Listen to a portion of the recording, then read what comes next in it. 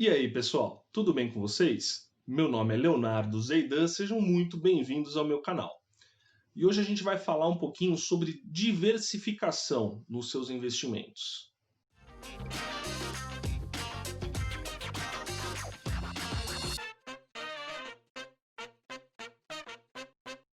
Bom, quem nunca ouviu aquele ditado, nunca ponha todos os seus ovos numa cesta só? Pois bem, é justamente nesse mesmo pensamento que a gente começa a pensar sobre a diversificação do nosso patrimônio. Quando a gente investe em algum ativo, a gente sempre pensa, a gente tem que considerar duas variáveis, o risco e o retorno. O que, que eu espero ganhar fazendo esse investimento, né? E o que, que eu tenho a perder com esse investimento? O que, que pode dar errado? A gente tem que sempre analisar esses dois cenários para ver no que a gente está se metendo, né? Onde que a gente está entrando, onde que a gente está colocando o nosso dinheiro. Então, digamos, por exemplo, que você está considerando comprar ações de alguma empresa. Quando você compra ações de uma empresa, você está se expondo ali a diversos riscos, né? Você tem o risco da empresa, de você, por exemplo, não fazer uma análise tão bem feita e a empresa não ser tão boa quanto você imagina. Você tem o risco, por exemplo, da empresa trocar a direção, da empresa começar a não gerir bem o patrimônio. Você tem o risco do setor em si. Então, por exemplo, se é uma empresa do setor aéreo, você tem o risco do setor aéreo ter alguma dificuldade, né? E você está exposto nesse risco. Você tem o risco, por exemplo, de entrar um concorrente aí no mercado, roubar um pouquinho do market share ali da empresa que você está investindo. Você tem o risco do país em si, da economia não crescer como você estava esperando, né? Então você tem todos esses riscos que você tem que considerar. Agora imagina que você acha essa empresa boa, você está disposto a correr esses riscos. Só que você vai colocar 100% do seu patrimônio nessa empresa? Você está disposto a colocar 100% do seu patrimônio nesse risco? Entendeu? É justamente sobre isso que a gente pensa quando a gente pensa em diversificação. Talvez seja um bom negócio, talvez você esteja fazendo um ótimo negócio com aquilo, só que você não vai arriscar 100% do seu patrimônio nessa tese de investimento, entendeu? E é justamente aí que entra a diversificação. Para você, por exemplo, ao invés de você colocar 100% do seu patrimônio naquela empresa, você pode colocar 5%, 10%, 20%, e assim diminuir o risco, o quanto que você está expondo do seu patrimônio a esses riscos especificamente. E detalhe, quando eu falo aqui de diversificar em diversos ativos, eu não estou falando só de ações, né? Você pode diversificar em renda fixa, você pode diversificar em ETF, em COI, em fundo imobiliário, fundo de investimento. Quando você faz essa diversificação, você justamente está diminuindo a sua exposição a cada um desses riscos específicos, né? Aí você pensa, pô, Leonardo, então eu vou diversificar pra caramba, vou colocar aqui 500 ativos e aí eu não vou correr risco nenhum, né? Não, não é assim. Não é assim que a coisa funciona.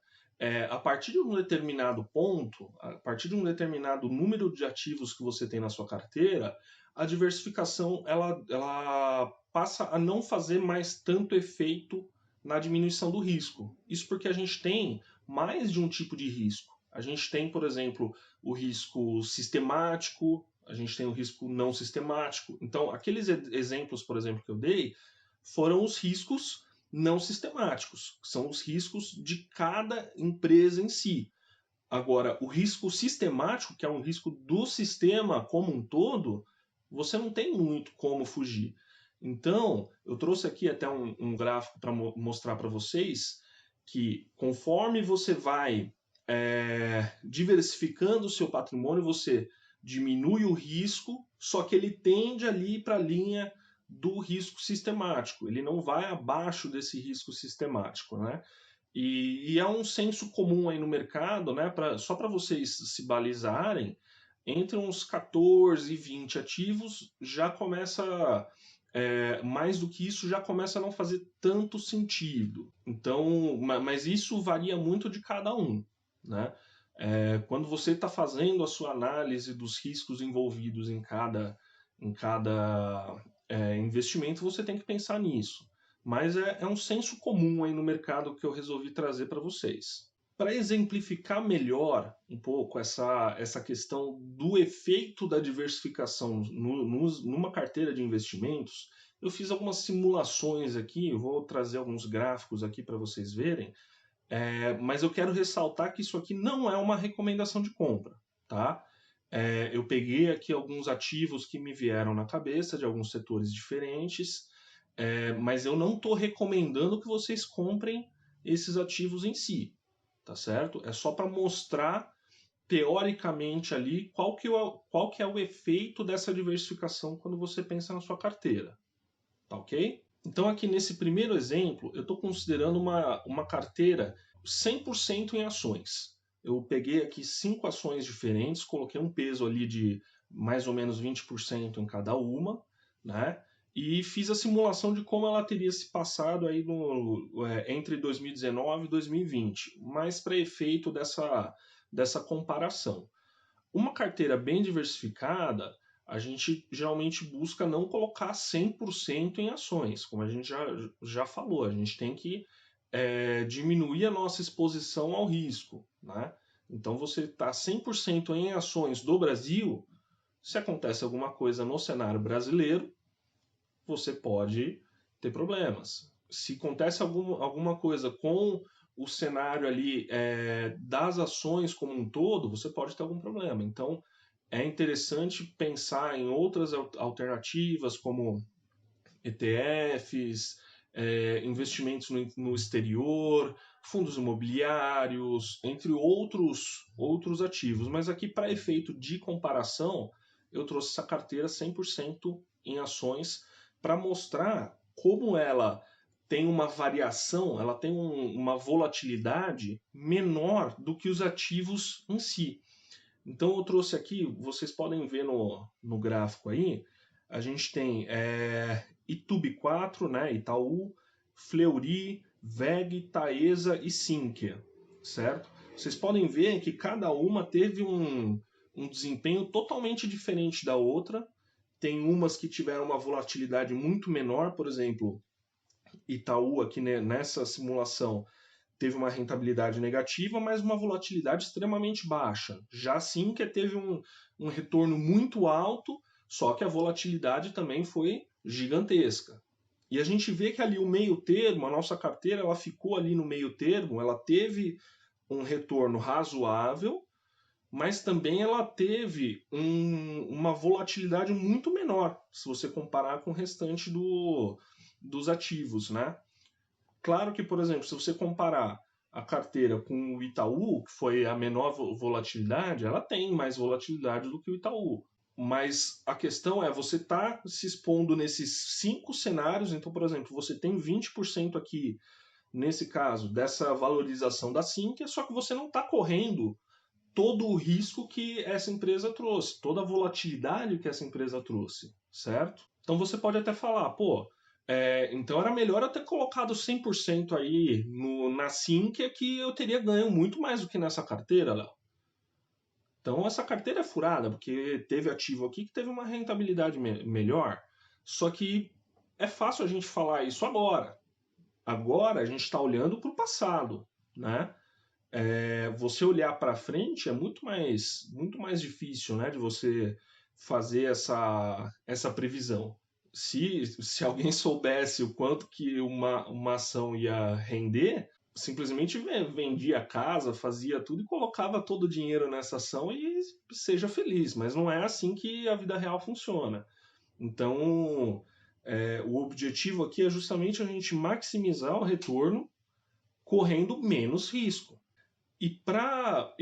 Assim, quando a gente pensa no risco em si, um dos gráficos que eu acho que melhora um pouco o entendimento sobre a volatilidade, sobre o risco percebido em cada carteira, é justamente o gráfico do drawdown, que esse gráfico traz? Ele compara sempre o último pico com o valor atual ou menor valor, né? Então, a gente tem uma noção do quanto que foi a desvalorização máxima ali que teve em cada carteira, em cada ativo, né? Então eu trouxe aqui o gráfico do drawdown para essas mesmas ações, para essa mesma carteira, para a gente ver que o drawdown da carteira como um todo, ele sempre foi praticamente sempre menor do que os ativos em si. Inclusive, no momento aqui de estresse, que foi quando teve a queda generalizada do coronavírus, a gente pode ver que ele caiu muito menos do que o restante dos ativos. Então, essa carteira ela teve um drawdown muito menor, né? No geral. Mas, como eu falei, quando a gente pensa nos investimentos, a gente tem que pensar também em outros tipos. Então, por exemplo, eu fiz aqui uma outra simulação comparando essa carteira da simulação anterior com essas mesmas ações, né? Só que adicionando agora um componente de renda fixa, para a gente ver como é que fica, né? Então, o que eu fiz? Eu coloquei o mesmo peso para cada ação e para o CDI. Eu considerei o CDI diário, né? Então, um investimento que pague ali 100% do CDI. E a gente vai comparar aqui com a carteira anterior, que era 100% em ações. Vamos ver como é que fica. Então, a gente vê aqui que a gente tem aqui em vermelho a carteira 100% em ações. Em verde a gente tem ali o CDI, que a gente sabe que ele é fixo, né? Ele varia a taxa diária, só que ele nunca tem essa queda, né? Ele não cai. O que varia é a taxa com que ele sobe, né? A gente sabe que hoje em dia o CDI está muito baixo, né? A taxa de juros está muito baixa, então não faz mais tanto sentido como fazia antigamente a gente ter uma carteira pesada em CDI, né?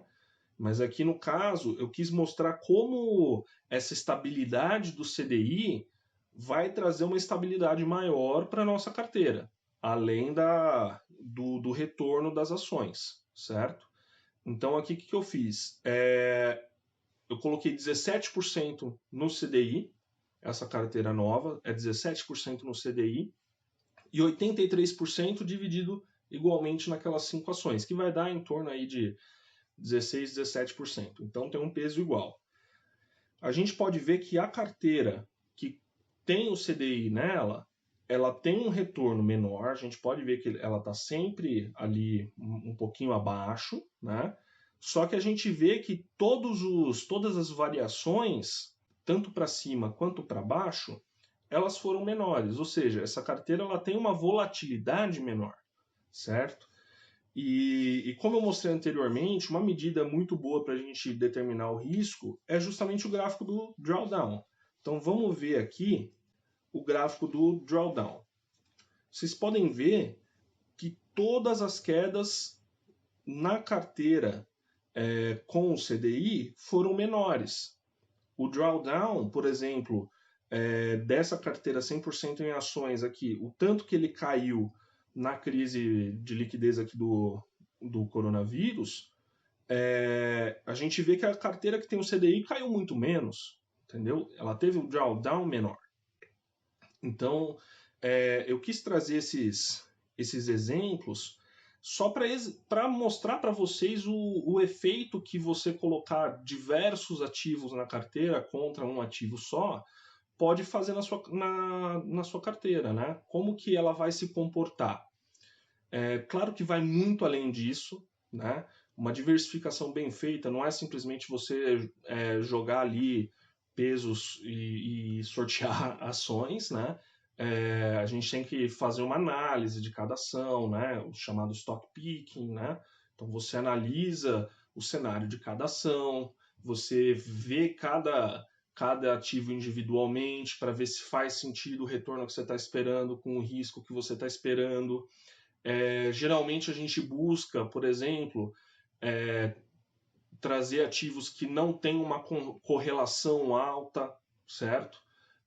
Ou que eles sejam descorrelacionados ou que sejam negativamente correlacionados, né? Ou seja, quando um sobe o outro cai e vice-versa, que é justamente para trazer esse equilíbrio, né? E só que vai muito além disso aqui que eu trouxe.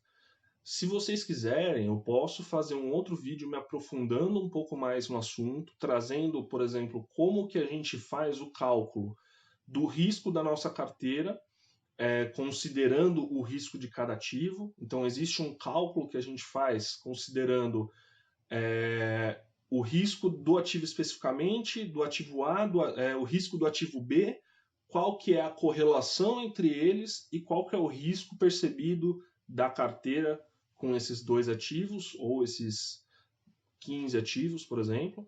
Então existe um cálculo por trás disso. Se vocês quiserem, eu posso fazer um vídeo mais para frente explicando como que é esse cálculo para você, porque apesar da gente ter ferramentas hoje em dia que fazem esses cálculos para a gente, eu acho que é importante a gente entender o racional por trás desses cálculos, justamente para a gente poder fazer uma alocação bacana, né? Então, se você tiver interesse que eu faça esse outro vídeo, deixa aqui nos comentários, ou então me manda uma mensagem pedindo para eu fazer esse vídeo que eu vou fazer, certo? Não se esqueçam de deixar o like, comentem, compartilhem o vídeo, se inscrevam no canal, assim o YouTube e as outras redes sociais onde eu também posto esse conteúdo, eles podem entender que esse conteúdo que eu trago ele é relevante, né? Que vocês gostaram desse conteúdo e poder incentivar a gente aqui a fazer cada vez mais, trazer mais conteúdo para vocês, certo? Acho que por hoje é isso. Até a próxima. Tchau, tchau.